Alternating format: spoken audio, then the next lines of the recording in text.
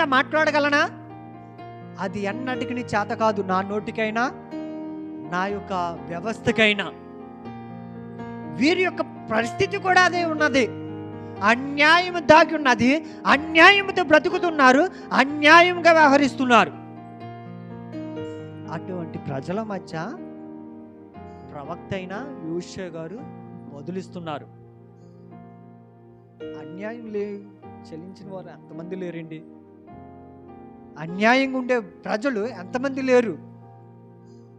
నీ మూర్ఖత్వం వలన, నీ స్వభావం వలన వాటిని ఆధారం చేసుకుని బ్రతుకుతున్నావు కాబట్టి అది నీకు అన్యాయం కింద కనబడడం లేదు. అది నీకు అన్యాయమే అసలే అనిపించడం లేదు.